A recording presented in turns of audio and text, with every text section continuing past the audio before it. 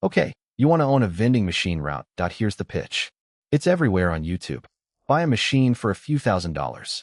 Put it in a busy spot. People buy snacks and drinks. Money shows up. Repeat with more machines. Some videos make it sound like you can build a six-figure income without ever showing up to a real job. Some of that is true. Vending really can make real money. But the buy one machine and get rich version leaves out a lot. Machines cost money up front. Good spots are hard to get. And most machines make a lot less than the exciting YouTube thumbnails promise. Let's go through the real numbers. First, how much does one machine actually cost? A basic vending machine costs somewhere between $1,500 and $6,500, depending on if it's new or used and how modern it is. A machine with card payment and a touch screen usually costs $6,000 to $9,000. The really fancy AI-powered machines can run $10,000 to $15,000 or more. Buying used can save you 40% to 60% off the price of a new machine. But used machines often don't take card payments, break down more often, and can be harder to find parts for. On top of the machine itself, you'll need starting inventory, which usually adds another $500 to $1,000 per machine. So realistically, getting your first machine up and running costs somewhere between $2,000 and $8,000, all in. Now here's the part most videos skip completely. Where does the machine actually go? You don't just put a vending machine wherever you want. You need a location owner to say yes, an office building, a gym, an apartment complex, a warehouse.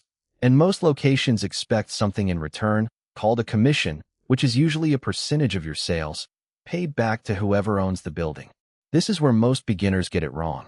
They put their first machine in a location that seems convenient, instead of one that actually has enough foot traffic. And location is, by far, the single biggest thing that decides whether your machine makes money or barely breaks even. Let's talk about what one machine actually earns. A machine in a weak location, a small office, a quiet lobby, might only bring in $150 to $300 a month in total sales. After you subtract the cost of the snacks and drinks, the location's commission, and your gas money to restock it, your actual profit on a machine like that could be as low as $50 to $150 a month. That's barely worth the drive. A machine in a decent, steady location, a mid-size office, a school, a small factory, usually brings in $300 to $600 a month in sales, with a profit of $100 to $300 a month after expenses. And a machine in a great location, a hospital, a busy warehouse, a large apartment complex, somewhere with people around 24 hours a day, can bring in $500 to over $1,000 a week in sales. After costs, that could mean $500 to $1,000 or more in profit from a single machine. In a single month, the exact same $6,000 machine can make $50 a month in one spot and over $500 a month in a different spot. The machine isn't the business. The location is the business. Let's talk about your actual profit margin. Across the industry, vending machines typically run a net profit margin of 25% to 35% of total sales. That means for every $100 in snacks and drinks people buy, $25 to $35 actually ends up as your profit. The rest goes toward buying more product, paying the location's commission, and covering your gas and time. Now let's build a real route, because one machine isn't really a business, it's a hobby. Let's say you have 10 machines, spread across decent to good locations. A well-run 10-machine route typically brings in somewhere between $5,000 and $15,000 a month in total sales, with a real net profit of $1,500 to $5,000 a month after all your costs. That sounds great. But remember, you probably spent $20,000 to $60,000 just buying those 10 machines in the first place. And running a route like this takes real time. Most operators spend 15 to 20 hours a week driving between locations, restocking machines, and collecting cash or checking card payment reports. This is the part the passive income videos really leave out. A vending route isn't passive. It's a small logistics business. You're the delivery driver, the inventory manager, and the maintenance technician, all at once, at least until you're big enough to hire help. If you wanted to replace a full-time job, say $100,000 a year, most operators say you'd need somewhere around 20 to 50 machines, depending on how good your locations are. 20 machines in great locations could get you there. 50 machines in average locations might be needed to hit the same number. Let's walk through how this can actually go wrong. Someone buys 5 vending machines after watching a few exciting YouTube videos. They spend $20,000 up front. But they didn't do a lot of research on locations first. They just asked whichever businesses said yes quickly.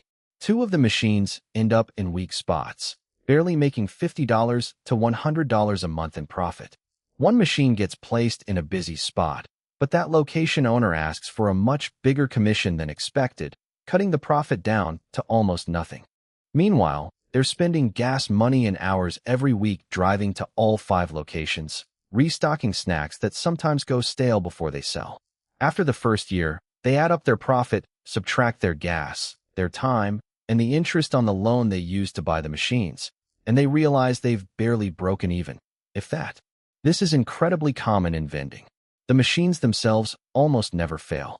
What fails is the planning, bad locations, high commissions, and underestimating how much time restocking actually takes. There are also quieter costs that chip away at profit. Machine maintenance and repairs typically run $100 to $300 per machine per year. Refrigeration units break, coin mechanisms jam, card readers stop working. If you're using route management software to track sales and restocking, that can cost another $0 to $60 or more per machine per month. And spoiled or expired product is a real cost too. Snacks and drinks that don't sell in time have to be thrown away, which quietly eats into your margin if you're not paying attention. Bigger vending operators have real advantages over someone with just a handful of machines. They can buy snacks and drinks in bulk at a much lower cost per item. They can negotiate better commission rates with large locations because they can offer several machines at once, not just one. And if a few machines underperform, it barely matters because they have hundreds of others spread across many locations. Let's compare a good outcome and a bad outcome for a 10-machine route. Good case. You took time to research locations before buying machines, negotiated fair commission rates, and picked spots with steady foot traffic. Your route brings in $10,000 a month in sales, with $3,000 to $4,000 a month in real profit. And after your first year, you've already paid off your starting machine costs, and you're earning consistent income for maybe 15 hours of work a week. Bad case. You rushed into locations without checking foot traffic carefully, agreed to commission rates that were too high just to get a yes, and didn't budget for machine repairs. Your route brings in only $4,000 to $5,000 a month in sales, with barely $500 to $1,000 a month in real profit after expenses. And most of that gets eaten by gas, your time, and unexpected repair bills. Same machines, same number of locations.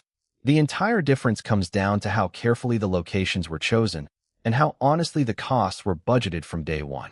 So what actually separates people who build a real income from vending versus people who quit after a year? Choosing locations based on actual foot traffic, not just whoever said yes first. Negotiating commission rates before signing anything, not after. Budgeting for repairs and spoiled product from the very beginning, instead of being surprised by them. And treating it like the small logistics business it actually is, instead of expecting it to run itself. So, is a vending machine route a good business? For people who research locations carefully, negotiate fair terms, and are willing to actually put in the driving and restocking time, this can genuinely become a real, scalable source of income, built one good machine at a time. But it's not the truly passive, buy it and forget it business the thumbnails promise. Every machine needs restocking. Every location needs to actually be good. And the difference between a machine making $50 a month and one making $500 a month often comes down to research most beginners skip entirely. The machine doesn't make the money. The location does. And figuring that out before you spend the money is what actually separates a real business from an expensive mistake. Thanks for watching. Let me know what you want me to break down next.